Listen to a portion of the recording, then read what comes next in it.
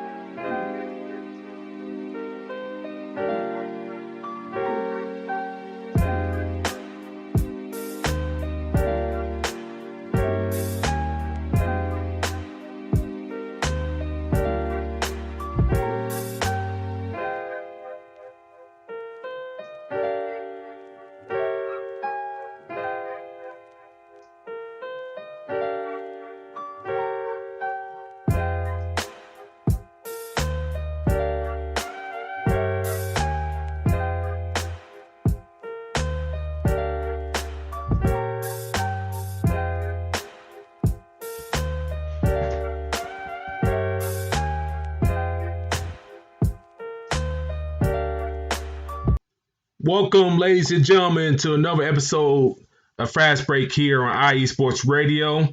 Your direct feed for That Is All Sports. Here with you live tonight on Sunday, October 25th. D-Lock, how you doing tonight, sir? I am doing amazing. I know this is definitely the best show that talks about NBA. We always talk about that. But I got to give a shout out to my Tampa Bay Rays, who played a hell of a game last night. Great way to close. Good luck to you guys tonight. Also, my Bucks did a hell of a job there as well, closing out the Raiders. Man, my city's looking real good right now, man. We're doing everything we need to. Now, all I need is my Orlando Magic to get right, man. All I need is for us to make a move so we can be in the NBA Finals or something next year, man. How you doing? Man, I'm doing good. Your team played well. Tom Brady threw 5 touchdowns, and my team had a battle with Pittsburgh and lost the chance to go to overtime. Close game. But they battled hard, so that's one thing to hang your hat on. And battling hard, D-Lock, that's what these NBA players did in this NBA bubble. Well, one person who kind of, I guess, feels some type of way how things went out is one Mr. Pat Riley. Of course. Mr. Pat Riley, for those that don't know, ladies and gentlemen, used to be Lakers head coach in the 80s, led them to multiple championships, left and became Knicks head coach in the 90s, then went to Miami, where he's been ever since as a coach and as an executive. Well, D-Lock, I don't know if you saw this. He came out and said that the Lakers title will be an asterisk to it. Do you agree with those words? Well, I'll say this. If Pat Riley can say that it'll be an asterisk to their title, if he can say that same thing if the Heat win, then I guess we agree. Yeah. But the problem is, I don't see him saying that. See, what happens is, everybody, big NBA fans, we do remember the time when LeBron James said he was joining D-Wade and Chris Bosh in Miami. A lot of fans, a lot of kids, big time fans, adult fans everywhere, are just like, wow, I cannot believe this happened. They're going to be at Miami. They won this incredible run. Went to 3 NBA finals, if I'm not correctly, or 4? Went to 4, I believe, right? Yeah, 4 in a row. Went 4 in a row.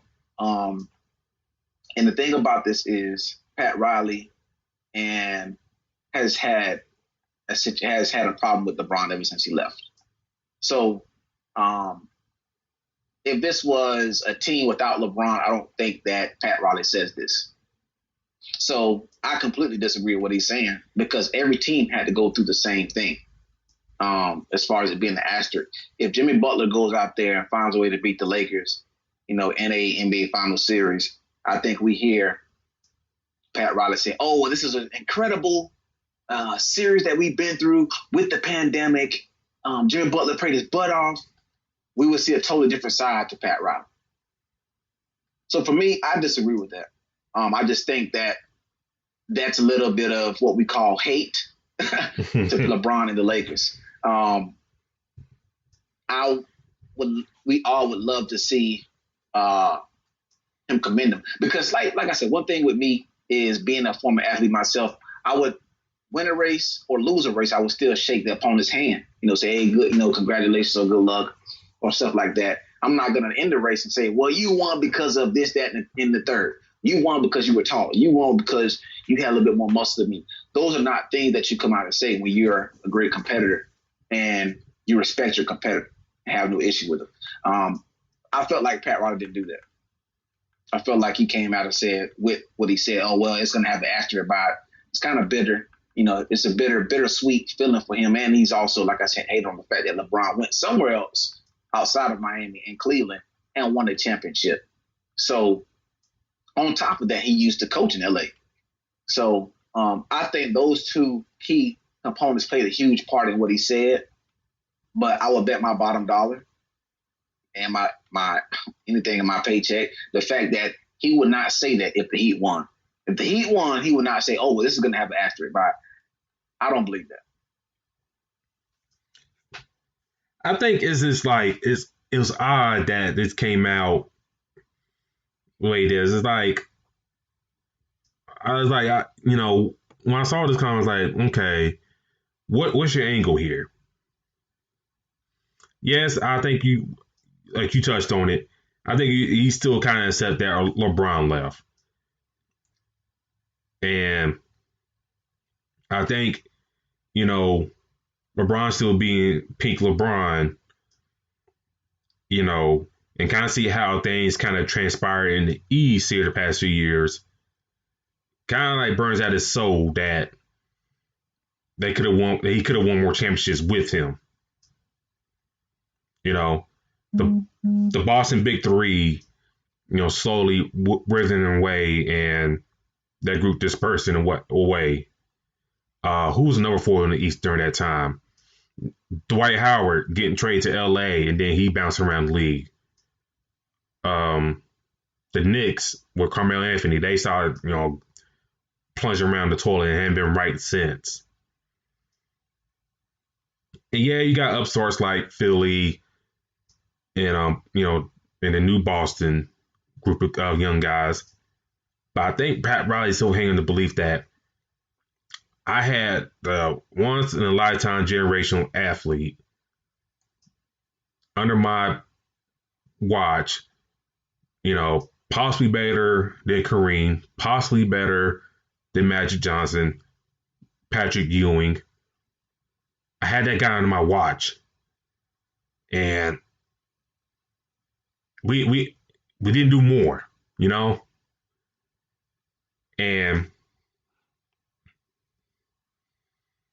you know what you mentioned, like it's sour grapes because it went against his team, the Heat, possibly so. What he been saying is that the Heat won. I highly doubt it. But we talked about this right from weeks on in, and a lot of other people have mentioned this about years past, stuff like that. If you play a championship in a neutral court, how would a series will go? And we talked about this, in the past episodes. If y'all listening as well. The Heat on a neutral court beat down the Pacers, beat down the Bucks with back-to-back MVP Giannis Antetokounmpo. Beat down the Celtics. I want to say beat them down, but they beat them pretty handily. And then, fought hard against the Lakers and lost. So, I mean, there's nothing to hang your hat on that. If I could foresee that the Miami Heat would get into the NBA Finals, I'll place a large bet on my bookie and put some money for them getting to the finals. I would. Would you agree with that? Yeah.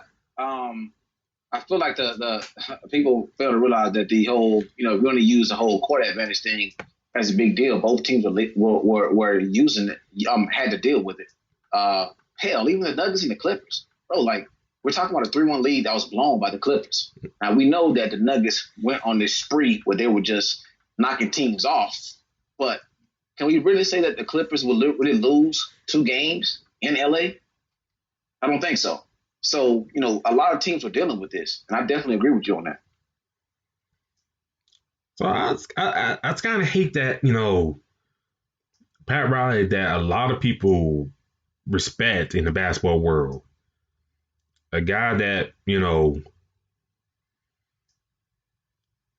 his basketball intellect, let him let that slip out of his mind. I mean, slip out of his lips.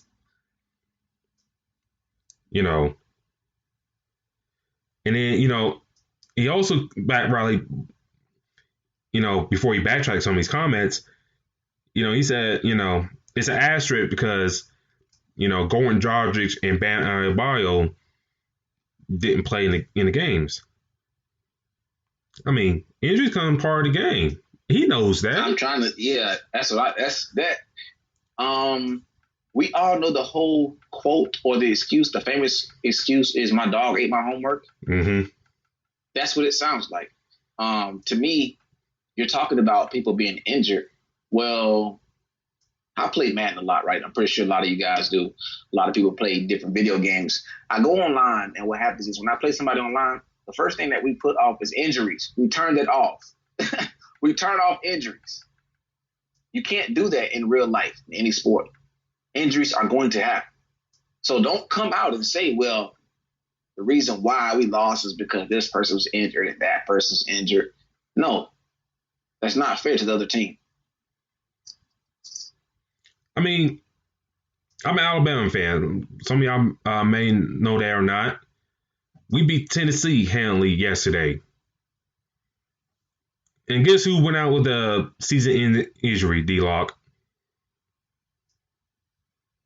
Jalen Waddle. Probably one of the best receivers in college football. Probably one of the fastest in college football. Let's just say he's going to, for those who don't know, even though we are basketball, let's just say on college, and this guy's probably going to go top 15, top 20 in the draft. He could have done it last year. He's probably going to go that high this year. So he's that good. And guy had an ankle surgery. Well, is going to have ankle surgery after having a broken ankle. I mean, you gotta play the game as if the cards present to you. Okay, Miami, adjusted. They put Tyler Hero on the starting lineup. They brought back Kendrick Nunn along. After his bout with coronavirus. Yeah, it sucks. It sucks that not having Bam out there, but you know, Iguodala, he didn't have a lot of shine in those finals compared to other rounds. You know, you were scared to play Miles Leonard on Leonard heavy minutes because you know they would get ate up. Well, UD, he's basically like a coach now. You know, so I mean, you adjusted well. You guys played hard. I mean, you took them to 6 games, and then you got mollywopped in game 6. So I mean, I don't know. I mean, I don't know what Pat Riley expected on this. I don't either. My thing is, well, I can't say I don't know what he expected, but you can see the fact that he's talking about is going to be an asterisk, that he's already coming up with excuses of why they lost. Everybody had to deal with the pandemic. Everybody had to be in a bubble. So there's no reason to say, well, this is the reason why. The home field advantage thing was taken away from both number 1 seeds, both number 8 seeds, hell. So at this point, and it's not like it's basketball is the only sport that's dealing with it. Hell, we're talking about NFL is going on right now, and there are teams that are playing games with no fans. I just watched my Bucks play the Raiders with no fans there. So this thing about, well, it's going to be an asterisk, are you going to say that for every team that wins a championship in every sport? I just seen my Devil Rays, or the Rays as we call them now, Devil Rays when I was younger, play the Dodgers just yesterday, and they're playing today, but had a ending that I just told you about, Davis, just a minute ago, that was just incredibly crazy.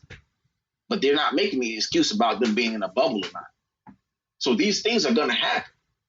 But for Pat Riley to come out and say, well, yeah, it's going to be an asterisk by it, it's bull job.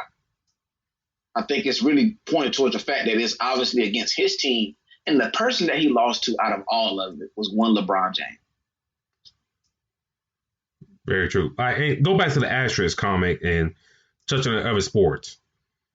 So, as some of you don't know, I used to live my dad was in the military, and his last place he was stationed at was in Omaha, Nebraska. Now, up there in Nebraska, for fall sports, the Omaha public school system decided not to play during the fall. When all the coronavirus stuff hit, they kind of didn't play. Now up there you get into the state playoffs, and about every school has made a state tournament except for the OPS schools. So like the 2 high schools in Bellevue, all the high schools that in Class A, I'm just going Class A in Lincoln, and then other big Class A schools up there as well. Now whoever wins the championship, will that be an asterisk because you didn't play against the Omaha schools? We have, D-Lock being up there. I used to be up there and stuff that some of the schools turn out great players. Some of those guys that used to be up there has come down and play down south for college football. Like Miami, Florida State, and all those other schools. Is that going to be an asterisk as well? You talk about the Rays, right? They not playing on fans and stuff like that, and not having an advantage. And I guess, not a favorite against the Dodgers. If they win that, is that going to be an asterisk to them? Or whoever wins college football, the finals. And God knows, I don't know how that's going to work out with the Big Ten and Pac-12 jumping in late in the game. I think one conference only has 7 games or something like that, so it's going to be kind of interesting. But go ahead. But I mean, that's going to be something else. Whoever comes out on that, is that going to be an asterisk? If Alabama or Clemson win, or Oklahoma, well, not Oklahoma, but whoever. Was that going to be an asterisk to that? what we saw in the NBA, you lined up these teams on a neutral court. They got their win back in them, and you lined up and played. You mentioned Denver. Went down twice, 3-1 to two different teams. Especially one team that was probably heavily favored to win the NBA title. Came back and not only beat them in that fourth quarter, but won handily double digits. So it's like you can't pick and choose, what's good and what not. Well, I have this theory, right? Yeah. And I'll say this. So I trying to fit to how I've dealt with it as an athlete. I'll say it very quickly. If I'm about to run against somebody and I got this pain, right? It's in my calf. Mm-hmm. I'm getting ready for the race. I'm getting warming up. I'm like, yeah, all right, I'm feeling good. I'm telling the coach, I feel pretty good. But my calf is hurting. All right, cool. Well, just warm up and see if it feels better. But every time I warm up and I'm saying something, I say, yeah, but my calf is hurting or my shoulder's hurting. You know what the answer is? Well, then don't run. Yep. So, and I say that to say, if your answer, well, this person is hurt. Jimmy Butler was hurt. Bam Adebayo is hurt. Tyler Hero is hurt. Oh, we're not at our home. We can't go to Miami and get our crowd to help us with a couple games. But then don't compete. Because right now you're giving us a bunch of board jobs that every other team, every other player, every other coach has to deal with. Because if it pops up, you either get it done or get to moving. So don't come out after the fact that you lose and try to use that to your advantage about an asterisk. Because to be honest, if you ask me, the only people that's going to say that it's an asterisk about LeBron and the Lakers winning the championship is the big-time Jordan fans. Why? Because they want to make sure that Jordan is the greatest player of all time. They want no reason to say, oh, well, LeBron is closer to LeBron as the greatest, or he could be considered as the greatest. And we've seen Skip say it on his show. Well, it's going to be an asterisk because they all were down in this bubble, blah, blah, blah, this and that. But not only did LeBron have to deal with it, so did Kawhi Leonard. So did Devin Booker. So did Jamal Murray. So did Bam. So did Jimmy Butler. So did Eric Spoelstra. All these other people, these coaches, so did Barry Vogel, all these other people had to deal with this. So don't use that excuse or say that when it comes to your expense. Because we know if the Heat was celebrating the title, does Pat Riley really sit there and say, yeah, well, it's an asterisk next to this championship and we have to win next year to prove that we were really for real and that wasn't a real NBA season. So don't give us that ring. Give that to somebody else. Give that championship to another team. That we didn't really earn that. We were in Orlando in a bubble that many other people were in, and it wasn't fair to them as it wasn't fair to us. He's not going to say that. But to his advantage, he can use that when they lose. Or that's what he says. And before we move on, let me ask you this. They were the fourth and fifth seed. Well, the fourth seed, I believe, right? Going against Indiana.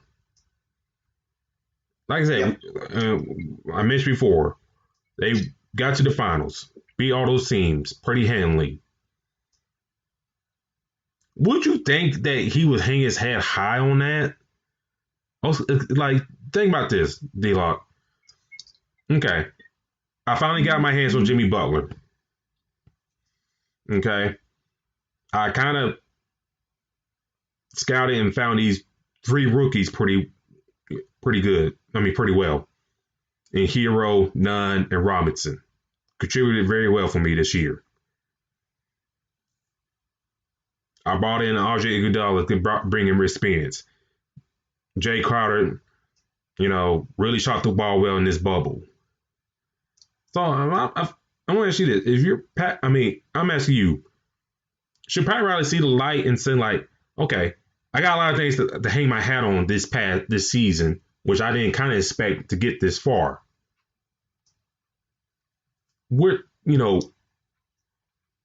Should he like see the lights that, and took it like my team did well and we were improved upon that, or he expect to win a championship during this bubble?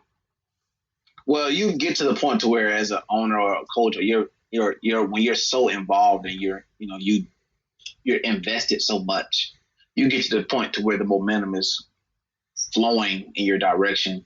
Now that, okay, well, damn, we got the fifth seed. Okay, well, damn, we beat the Pacers. Okay, well, damn, we just beat Milwaukee. Okay, so the momentum keeps to go forward, and now from just making it to the second round, for you expecting or wanting to make it just to the second round turns into, okay, well, I want to make the NBA Finals. Okay, well, now that turns into, well, damn, I want to win the NBA Finals. So, he's looking back, obviously wanting the title as every team does in any sport, but the expectations start to grow every time they move up or they beat a team or they get to the next round. You get to the NBA Finals, you're not going to the NBA Finals. I don't care what team you are, just to go to show your face and have the NBA Finals logo tattered on your jersey, right? You're going to win. So it's good that he feels like he feels hurt, and I think that is what is coming out of him saying that asterisk thing. Like, he's so hurt the fact that he's so hurt that he's willing to take a shot at the Lakers. Is what I'm trying to say. Now it's going to be a motivating thing. To be honest, I'd rather hear that from him than the actual players, just because you don't want to hear that from a player like Jimmy Butler or Bam, right? Their mindset is on a totally different level with it. Mm-hmm. So to me, I think he should be happy, and I think at some point he will be over a couple months, over some time. But it is tough for him to grasp and say, "Nah, well, hell yeah, we just lost, and I'm happy with it." That's why I kind of can understand why he's bothered. You can see that he's bothered. Now, it'd be tough to say, okay, well, yeah, we made it to the NBA Finals, and I'm just happy with that. I will probably see a problem with that. That's one reason why Jimmy Butler actually went to Miami, is because the other teams, I'm sure if he got far with them, they would be okay with what we call settling. So I feel like it bothered him so bad that he went so far to throw a shot at the Lakers and LeBron.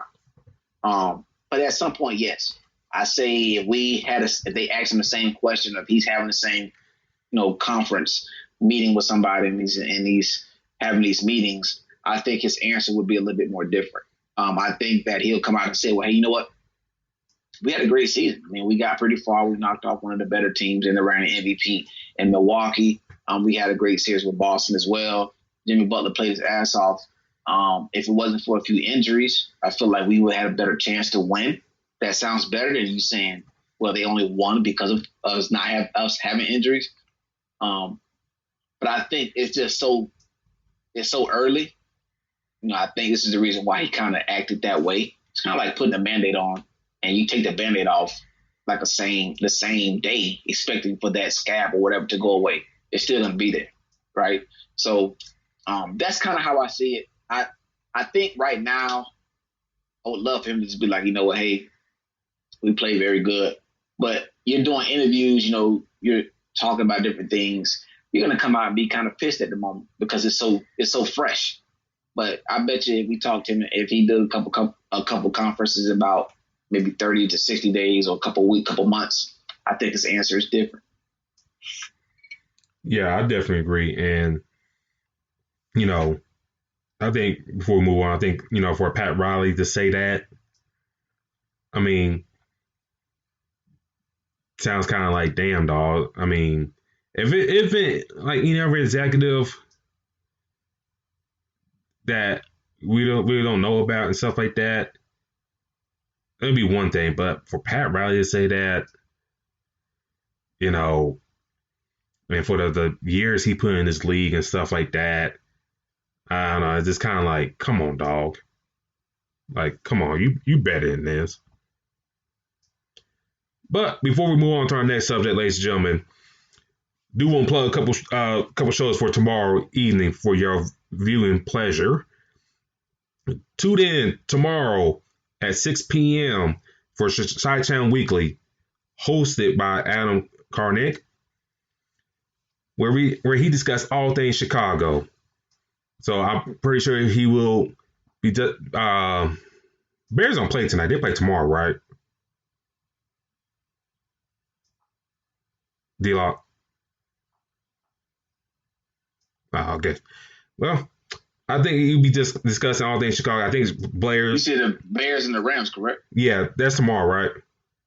Yeah, that's tomorrow. I had my bad on I had you on mute, and it, for some reason my phone didn't work. But yeah, Bears and the Rams play tomorrow. Tonight you got the Arizona Cardinals, and you have the Seattle Seahawks. Okay, so I'm pretty sure he'll be previewing the Chicago game against the Rams tomorrow. So do tune in for that if you're a big Chicago fan. Let's whine about sports with Mike Pat, 7 p.m. I'm pretty sure, Mike, we talked about the Washington football team's victory over the Cowboys. You know how much he would drink over that, I don't know. But a win's a win, and it counts in the NFL. Then the unfiltered truth. And I know Phil Jones and Mr. Phil Robinson, they lost to your Bucks today. Yes, sir. Hawk. And I know Phil Jones, he's gonna parlay on to the Raiders. So tune in for that. That's gonna be a great hour of Raider Talk Monday night. So tune into those shows, ladies and gentlemen, here on IE Sports Radio. But switching gears, D-Lock, Stan Van Gundy was announced as the new head coach of the New Orleans Pelicans. Stan was a broadcaster this past season for Turner Sports. But after, after 1 year, he gets another NBA coaching gig. After having basketball operations back in Detroit and being a head coach as well, which didn't go very well. What were your thoughts on the Stan Van Gundy hire in New Orleans? The last thing I remember a lot about Stan Van Gundy is him and Dwight Howard getting into it. He was with Orlando for a while. So, him and I remember he was actually talking about Dwight Howard. And Dwight Howard walked in on the actual press conference he was having and asked him what he was talking about. So I don't have a problem with Stan Van Gundy. I think he's a very solid coach. But my thing is, you're going in a situation where basically you have all the pieces here. So, expecting to win is right now. You have a lot of young pieces. You have to figure out what best fits you. I mean, right now he's known for having pretty solid centers from what I remember. So the fact that they got their favorites, Jackson Hayes is there as well. I think Kyron Williams is there, even though he's a forward. He's gonna have to figure out how he wants to work that team. Zoe, as we know, Lonzo Ball is a player that is, what's the word I'm looking for? He's a distributor, right? He's not necessarily a shooter first, right? So you have him. J.D. Redick is still there, right? He signed like a 2 or 3 year deal. I think it was a 1 year deal, I believe. It was a 1 year deal? Okay. So you're probably going to lose him, but you still got Josh Hart there. You still got B.I. You got a lot of solid pieces. You got to figure out who's going to be the focal point of that team. And what I remember, even though I know he was with the Pistons, but I remember when he was with the Magic more so of anything, he surrounded Dwight Howard with a bunch of shooters. So does he use that same mindset with the Pelicans? That's the question that remains. Zion is an all-around player to me. I think he can do damn near everything. But I feel like this is going to be Lonzo's offense, Lonzo's team. You need somebody that's going to facilitate, who's going to distribute, who's going to do everything. And they can be a defensive team. Now, another person that I've yet to talk about who could take that next level, we see him do that as one of the most improved players in the league, is B.I. and Brandon Ingram. So he has a lot of pieces there. It's just, how does he put it together? Like, how does he get it to manifest? The Pistons, I want you to remind me, they didn't have a great season with him, like great few seasons with him like that, did they? I don't, from what I remember, I don't think so. I mean, I have to pull it up, but it wasn't the best, and like I say, he got, full basketball operations in line with his job. And the big major thing that he did was training for Blake Griffin, in which, kind of helped, the Clippers, down the line get Kawhi and Paul George. But now, you're looking at Blake Griffin. I mean, he may be on his last legs as a basketball player. Maybe. But, with a contract like his, on the books, it's going to be hard to get rid of him. And then, right. You draft guys like Luke Kennard, who's okay, but, has never really materialized into anything yet. It's just like, my issue with the hire. All right, we've seen Stan, coach Miami. Now, did he deserve to be let go by Pat Riley at the time? That's debatable. Then, you touched about Orlando, in which, the Dwight Howard issue kind of turned Dwight, I'll use a wrestling term, turned Dwight Howard heel. A bad guy in that sense. Yeah. And then, had a great run going to the finals, by the way. One of the best runs I've seen in the NBA in this turn of the century. And then, once the thing in Orlando happened, he gets to the Detroit job, and it's just like, and they're really fit in a sense. And once he got fired there, my issue, D-Lock, with the hire, I'm going to say this, ladies and gentlemen, Stan Van Gundy can coach. He knows basketball. He knows the X's and O's. He's very relatable to the players and shown, outside of basketball, that he will stick up for you as as a human being. My thing with the hire is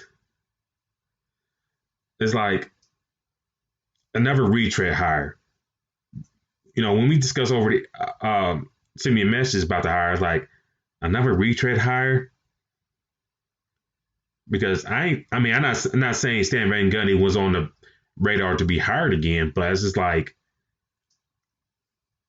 of all these assistant coaches that are out here, we need kind of some new fresh blood in the head coaching scene in the NBA. Bill Donovan's in Chicago, Doc Rivers in Philly. We'll touch on Indiana news coach in a little bit. But hell, even Mike D'Antoni's name was being floated out there as as another head coach. It's like, how many times you gonna go to the same well with the same guys? Like, you got Udoka, used to play for the Spurs, Blazers. Has been an assistant head coach, one of the top assistant head coaches in the NBA for a very long time. Dude can't sniff a head coach job to save his life. You could say the same thing for Patrick Ewing. Patrick Ewing grounded as years for assistant coach. He never got that call as well. Becky Hammond, she's been grinding for the past few years. I think they thrown her an interview here and there, but is anybody going to take her seriously? But Stan Van Gundy gets the hire here with the young up and coming team. Well, and I ain't quit because the job been open for a while, but it's just like all these young folks out here you got, just itching for that chance. And we go to the Stan Van Gundy route, in which the last time around that he was coaching, it didn't end very well. Yeah. I mean, I agree with you there. But one thing I've learned over time, watching how they, hire different coaches, how they sign players, is they're looking for somebody that has a decent resume. And also the biggest thing that I've learned about growing up now and sports is about who you know. So the more people that they can put in a nice word from you, and that may be bigger than what your resume says. So, but he was coach of the year 2 times, I believe in 2005 and 2010. So he had that already on his resume, and I'm almost positive, even though not every player would talk good on him, but some players will. And when that happens, they see the resume, they see what he's done with Orlando, they see what he did with the Pistons, a couple other things, and also they hear him as a commentator talking sports or talking at games. And they're like, okay, well, we're going to take this guy. Now, my biggest issue right now is why in the hell does Mark Jackson does not have a coaching job right now? I still don't understand that. From what I gathered, it seemed like a lot of people has touched on this. I don't know if you knew how he lost his job in Golden State, but it was something about some assistant coach, he thought was trying to backstab him, and he didn't trust that assistant coach or whatever. It became a hot mess with him. And that's why I think he was eventually let go from Golden State. Like the trust issues there, all that stuff. Why he's not getting, another chance while some of these other coaches are, I don't know. You got like a Dave Yeager. I'm not saying he can't coach, but Dave Yeager, who kind of wallowed for years in Sacramento, and then next thing you know, he gets another head coaching job in Memphis, all that stuff. No shady Doc Rivers, but he gets another head coaching job just like that. We talk about this Tom Thibodeau. See, like every year, the last couple stops hasn't gone well in his favor, and we'll see how long he lasts in New York. But I think Mark Jackson is getting in Mark Jackson's way. But the thing is with him though is like, okay, that incident happened in like years ago. You can't. I mean, I'm pretty sure, unless he's not saying the right things in interviews or whatnot, I really can't say, D-Lock. From that point to now, why he's not getting picked up for these coaching stops. I don't even think, to be honest, I don't know. Well, we wouldn't know if he. Well, I can't say we wouldn't know for sure, but. Do you think he's getting a lot of interviews like that? Because, well, they don't. It's not like football or NFL where they come out and say, well, hey, this person is going to get an interview with this team, X, Y, and Z. We don't hear it that much unless it's a big time coach. There's only a few, but I just find it very, very weird, man. I just feel like it's very, very, very different, the fact that we haven't really heard too much of teams trying to hire him or at least being in the running. Now, maybe it's something we miss, and maybe he doesn't want to be a coach, but even if so, we would know that as well. So But like I said, I mean, back to the original question, I think Stan Van Gundy is the guy. I think he's a pretty solid coach. But hopefully the Pelicans don't do what most teams do when they hire a coach. And what happens is they hire a coach and they give him like 2 years to get everything right. And it doesn't happen in 2 years. This doesn't work like that. It usually takes more time, and that goes with any sport. So, if he can be the guy to get things in order, then, we might see a pretty decent team. But this team already had high expectations with the trades and the picks that they've made anyway. Yeah, and just looking over Stan's record, and my last thought on Mark Jackson before I get to that record thing, I doubt that he doesn't want to coach no more. He led those Golden State teams to very good records. He developed those players very well. I think he developed good relationships with those players, in which a lot of these teams kind of value. Because hell, look at the situation in Chicago. Fred Hoiberg lost the team, and then you go to Jim Boylen, who further lost the team. Why not bring in a guy like Mark Jackson, a guy that can mend fences, a guy that's very relatable in a sense to those guys? And yes, I know Boylen and Fred Hoiberg played in the league and stuff, but I think Jackson could be very relatable to those guys. Hell, especially in New York. Mark Jackson used to play for the Knicks. Hometown dude. Why he never got the call? Whether they gave countless interviews to everybody else, I don't know. So I don't think he's done. I don't think he's done coaching yet, D-Lock. Now, will he able to coach the NBA again? With the reputation he supposedly have, I don't know. Does he have to go to the college route, a la like A.V. Johnson did with Alabama? I don't know. So, his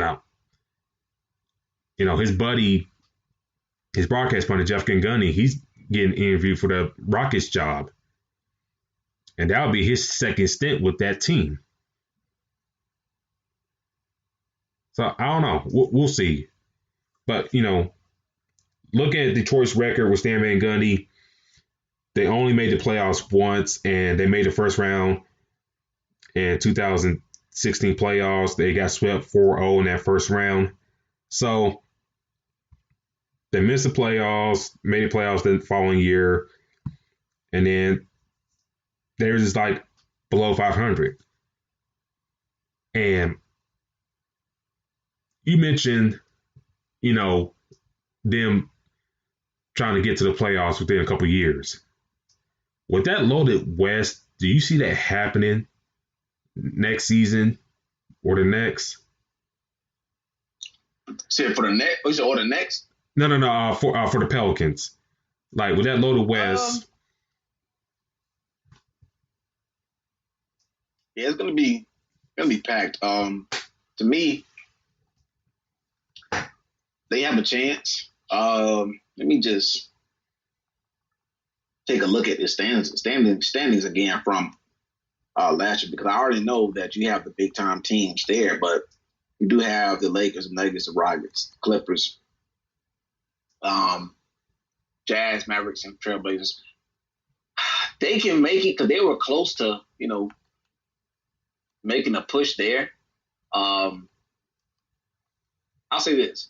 I'll say the Lakers, the Clippers, the Nuggets, the Mavericks, and the Trailblazers. It's 5 teams. Those are the 5 teams that I have making the playoffs for sure. What about the Warriors? Rockets are in question right now. Go ahead. What about the Warriors? Oh, damn! I forgot about them. Yeah, go ahead and put them a spot too. Go ahead and get them a spot too. So that's 6, right? 2 spots left. Well, I don't know, boy. I mean, they could. Oh, I don't know what the Rockets are going to do right now. If they have Russ and Harden still on the roster, they're going to make it for sure. The Jazz, I got a feeling that they're going to take a step back next year. The Thunder as well, and depending on see what happens with Chris Paul. That's kind of tough, man. I don't. Oh my God, I don't think so. I don't think they're ready right now, unless they make a drastic move, with somebody. But I don't see it happening. Not right now. I mean, the West is so loaded. You're gonna have. This is not the East where you can be. Well, this year Trailblazers made it with 35 or 39 record. That's damn sure ain't gonna happen next year. The East you can make it with an under 500 record. I don't see that happening this year with the West. You're gonna have to be at least 6 to 7 games over. Memphis is also trending up as well. So I'll say Lakers, Clippers, Nuggets, Mavericks, Trailblazers, and Warriors. That's 6. You got 2 spots left. If the Rockets have their 2 key players there, I think they make it because of the impact they're going to make. That's 7 right there. And you got 1 spot left. The battle with the Jazz, the Suns. The Suns look pretty decent. Pelicans are there. We don't know what the Timberwolves are going to show, what they're going to show us. So, yeah. I don't see them making it right now, man. I mean, I think they make like a big improvement. I think they win about 40 games. I don't see them winning. I don't see them making the playoffs. Not this year. I think a couple things they got figured out in the offseason. Well, the main thing is what to do with Zion. I mean, on the court, yeah, you kind of want to figure him out and stuff like that. But this past season is like, okay, if he's injured, we'll sit him out for a good long time. And it kind of, messed up the flow of things. Because even when he had his season debut back in January and he was sitting there cooking, he's still in that minutes restriction, and he didn't want to come out during that time. And even, with the restart, I think he had to step out the bubble and whatnot. And even when he came back in, we discussed this then. I mean, if he's not hurt and you trying to make the playoffs, in which it was well within reach, why are you not playing one of your best players?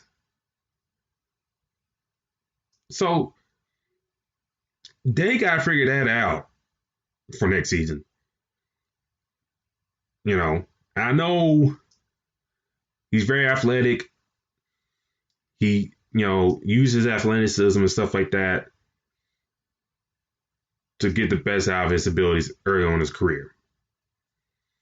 But they got to figure that part out because, I think that kind of what happened to Alvin Gentry, that Zion thing kind of hindered progress there for him coaching that team to their best success. And now he's the top assistant now with the Sacramento Kings.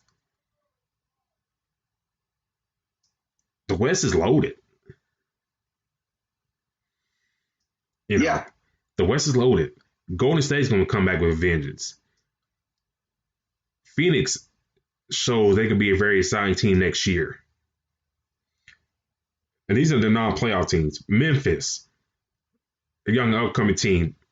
Now, I think that's another team that will probably take a step back because Jaren Jackson's injury, the torn ACL. So I think they'll take a step back a little bit. But, Sacramento, I don't know. Buddy Hield is not feeling Luke Walton.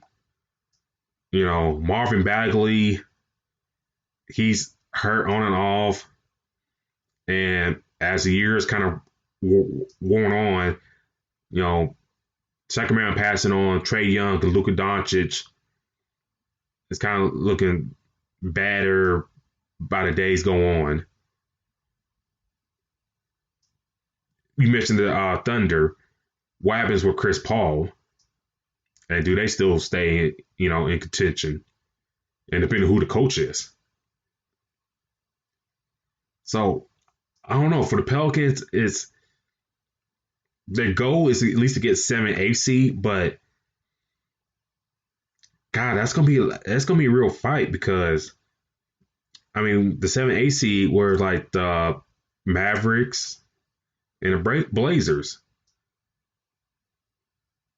And I don't think they are better than those two teams right now. To be honest with you, it's going to be a tough job for Stan Van Gundy to do. Yeah, they're young too. That's the thing; they're very young. And that's why I was kind of hoping they'll get like a younger coach to kind of grow with each other. Maybe instead of this veteran who probably took the job and probably was told, you got to make the playoffs within a couple of years or you're gone. Well, that's one reason why I took it to say you're grabbing the coach and you're looking at his resume and, about who he knows. Because you grab somebody that already knows he has a system, he has experience, he's been to the NBA Finals before. So that means you want somebody who can take you there with the squad that you have now. Now, that doesn't mean that this is the only squad you're going to have. Obviously, you're going to build upon it. But this is the way that they're thinking with that. Because at the same time, they're looking at it as if, okay, well, damn, you know what? We have the talent. We just need the coach that to know what to do with this talent right now. And I think that's the reason why they didn't take a chance with any younger other coaches, because they want to win right now. I had a couple conversations with many people who say, well, it's about, right now and X, Y, and Z. This is true.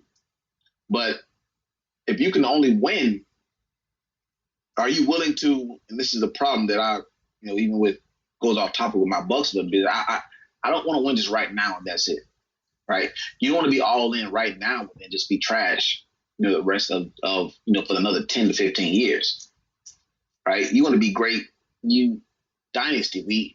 We cherish what the Lakers and the Cowboys did in the 90s, what the Patriots are doing, what the Heat did earlier in the 2000s, what the Spurs are doing, what the Spurs did in the early 2000s, because they did it consistently, right? And also the Golden State Warriors. We appreciate and we talk about them and how great they are, not because of them doing it one time. They did it for such a long time. So that's what you look forward to. But when it comes to that, that also means that maybe sometimes you need to have a coach that can grow with that team that you have over time. You got Zion. Well, Zion was 20 years old now. You got Lonzo, who is probably 23, maybe, I think 24. Brandon Ingram, who's probably the oldest out of all of them. He's probably 25 at the most, maybe 26. No, that's the problem. Josh Hart's the oldest. At 26, 27? I want to say, I don't think he's that old, but I'll double check, but I know that they're all probably around the age of probably 26. Yeah, Josh Hart's 25. So they have all these young guys. Jackson Hayes, Derek Favors is probably the older one out of all of them, to be honest. They got Count Williams. They have a squad that they can have for a long time, bearing, contract extensions and stuff like that. But you want to have a team that can continuously compete every year for a playoff spot and possibly a title run. And can Stan Van Gundy do that? It's a good chance he can. But to your point, you say, well, maybe they go grab a different coach or a younger coach. Van Gundy is what, 60, 61? Mm-hmm. A lot of coaches coach, for longer than that. But you have a coach now that can push him to that level. But obviously, I give it 3 years. They don't make the playoffs in 3 years. They're going to fire him because that's the resume that he's already built for himself. So they expect for him to come in. He has, hell, to be honest, the talent that he has on this team is better than the talent that he had with the NBA Finals Orlando Magic team. He had Dwight Howard, but he had Rashard Lewis, Heidi Turkey, Jameer Nelson. What's my guy name? I can't think of his name right now. Skip to my Michael Petras as well. So he had a couple of pieces, but can we really say that team was better than the team that he has now or what he could be? So right now, they're looking at the team that he has and what he can do. And they're like, okay, well, you know what? He can get it done now. So we're going to see. I don't know if it really changes too much at the moment, but we're going to see, man. I mean, to me, I don't think it's a bad hire, but, I also know that, the stint that he had with Dwight Howard, and also how the Pelicans are working right now. They're about winning right now. And the biggest thing about winning right now is if one coach doesn't get it done in the timely fashion that a owner or general manager wants it done, what do? They fire him. So the patience has to be done with this team. You can be patient. They can be patient with the coaching and the staff. I think they can go a long way. And, to wrap this topic up, like I said, for me, can the hire be great? Sure. Well, I like to see the job go to somebody else to be fresh in the scene. Yes. So, if Stan can, raise Zion's game to another level, mature his game, continue to develop, Brandon Ingram, and, help with also development of Jackson Hayes, figure out, see what they're going to do with that backcourt situation with Drew Holiday and Lonzo Ball. I know Holiday's been on a trade talk for a good year. So a lot of questions to see what Stan would do with this squad. But before we get out here, D-Lock, I do want to ask you a couple more questions, a couple more things before we get out of here. What do you think about the Amari Stoudemire hire to join Steve Nash with the Nets? Did you ever envision him as a coach in the league? No, I didn't envision him with Trez either. To be honest.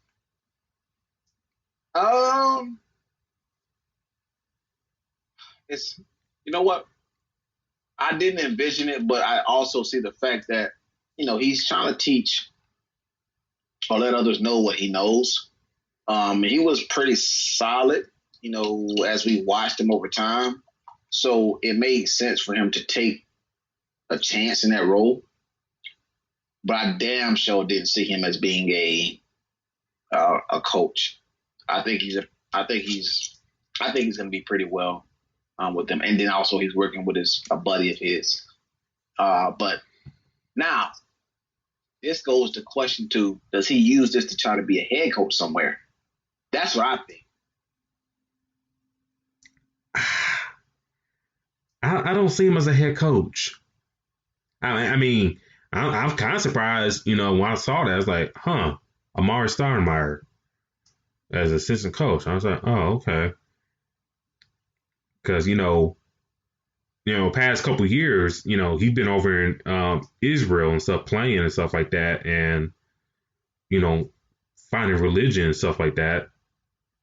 I ain't think, coaching, wasn't in his frame of mind.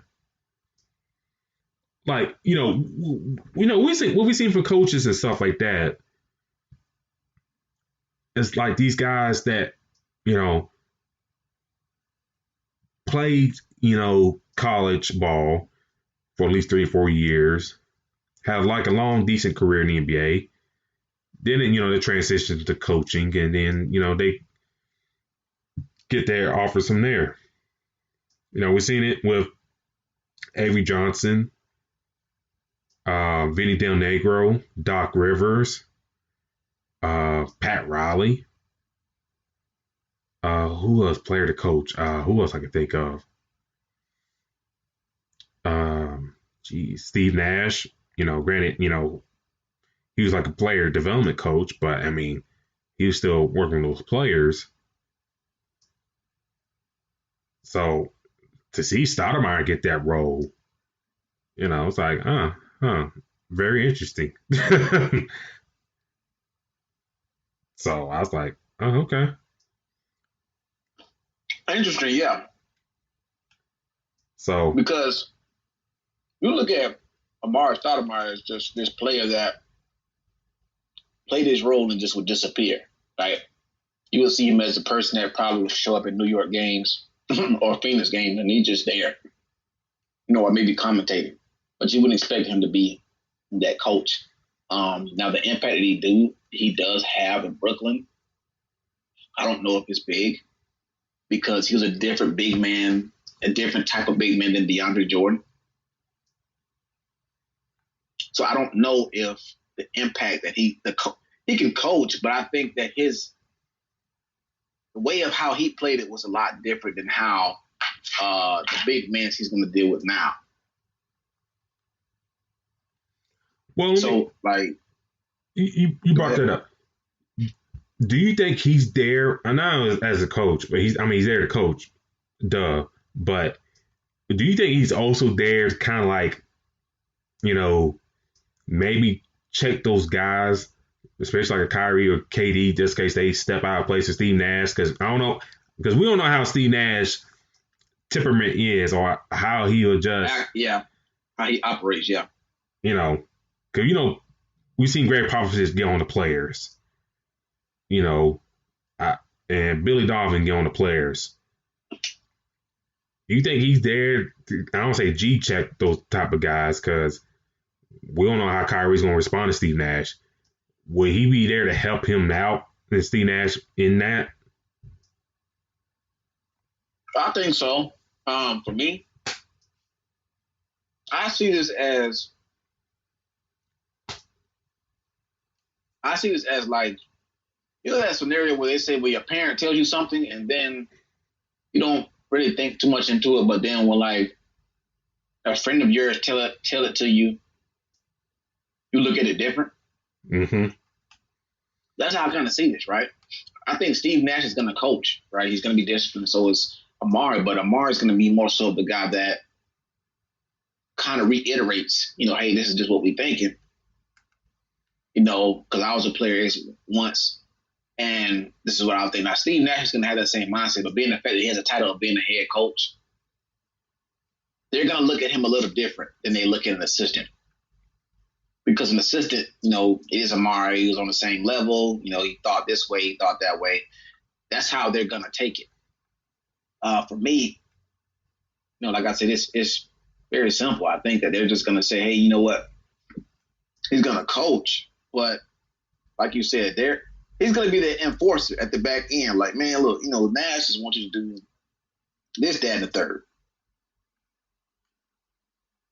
That's it. He wants you to do this because this is going to make a huge impact on this part of the game, that part of the game. So for me, I think that that's his whole point there. I don't think Amari had even coached before this. So this is to be his first time actually coaching. But to be the assistant coach, you're going to help with a few things, but more so be that enforcer. Like, yeah, man, Stevie just wants you to do this. Or Stevie just wants you to do that, man. That's it. To be that person that, like, to me, dude, I ain't gonna lie. Like, I feel like Steve Nash, Amari, Kevin Durant, and all these other guys, like, this is going to be a crew that, like, hangs with each other outside of practice. You think they're going to go out, they're going to have, yeah, like, they're going to, like, literally, like, it seems like to me, like, they're going to be, like, a group that just hangs with each other, like, outside of practice, bro. Like, they're going to be going to, like, little basketball courts and just playing ball. Or they're going to be hanging out at, like, a bar or something. Like, that's the vibe that I'm getting from this. And that's the reason why Kyrie said what he said, when he was talking with Kevin Durant, it's like they don't really need a coach. That's the vibe that he's feeling. And that's the vibe that I'm kind of getting from the fact that they got Nash and Amar. Like, it's just going to be like, they're just, hey, we just all here. Yeah, I'm drawing up the play, but I feel like I'm out there with you. So go ahead and do this, that, and the third. Like, that's literally what it seems like. So, to me, bringing in Amari, it's kind of a shocker, but then again, not. Because it's like, okay, yeah, you brought in a guy that was a former player, but hell, they see him as one of the guys. Like, that's what it just feels like to me. That's the vibe that I get from him. Yeah, so, congrats to him, and hopefully, has great success and whatnot. And last question I want to ask you before we get out of here. Shaq makes a comment and made some comments about Dwight Howard. And for some of y'all don't know, Shaq has always had issues with Dwight Howard for whatever reason. It's Shaq.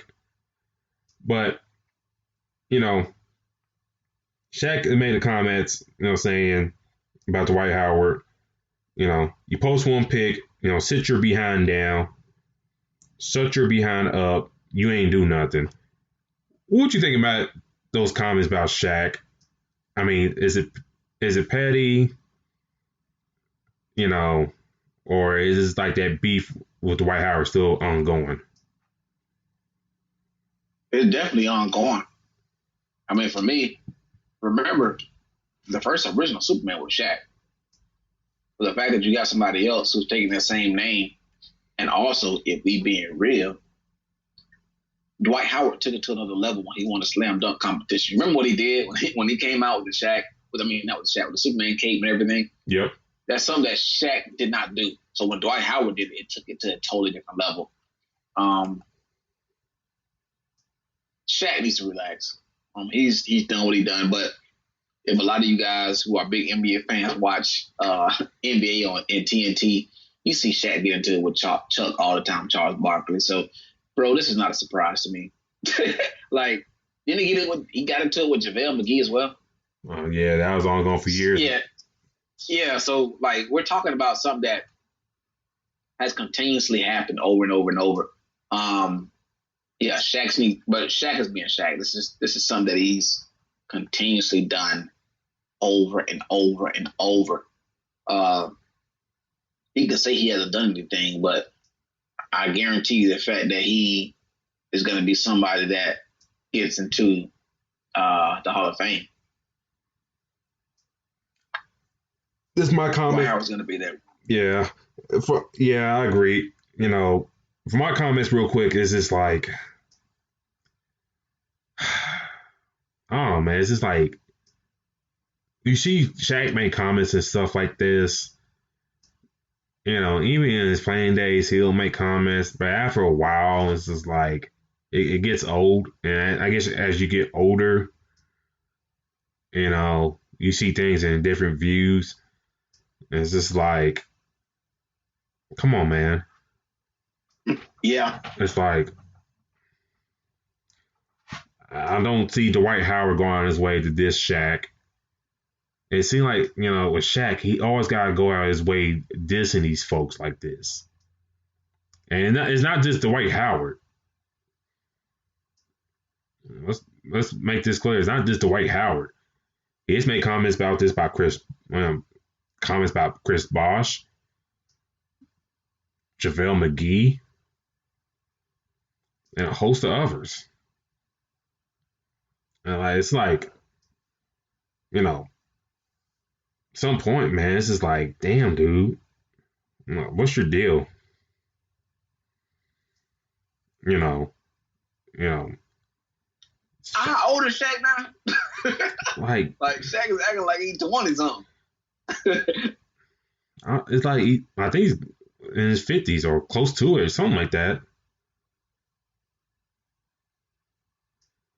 I mean, it's just like, come on, man. It's just like, let it go. The man won a title, his first NBA championship.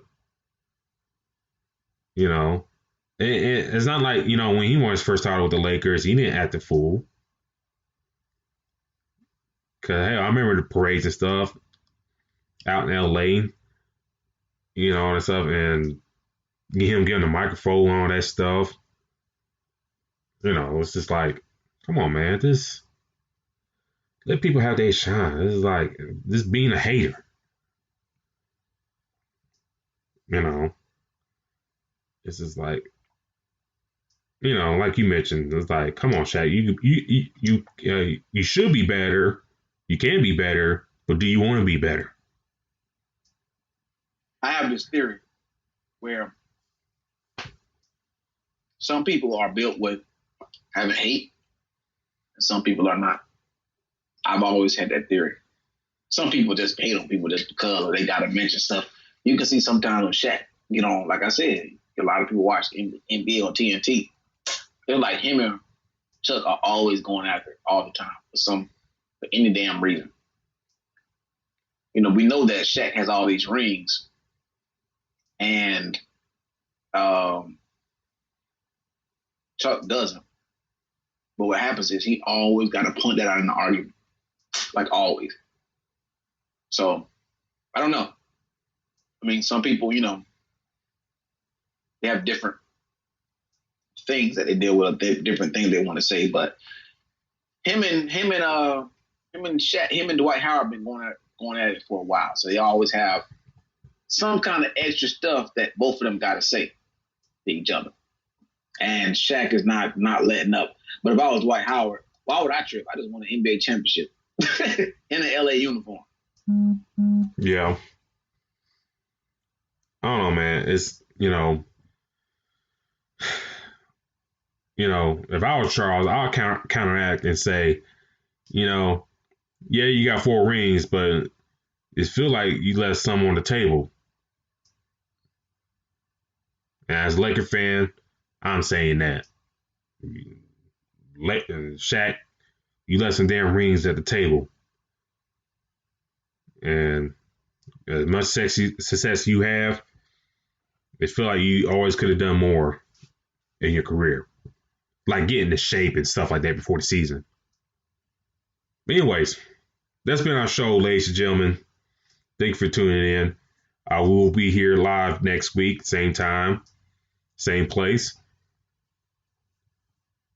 Please do check out the website, iesportsradio.com. That is iesportsradio.com.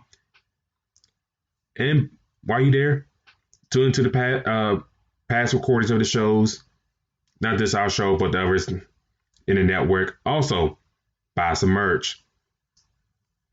Some nice. You definitely got to do that. There's a lot of stuff that you can get. Headbands, t-shirts, black and white with the iSports logo.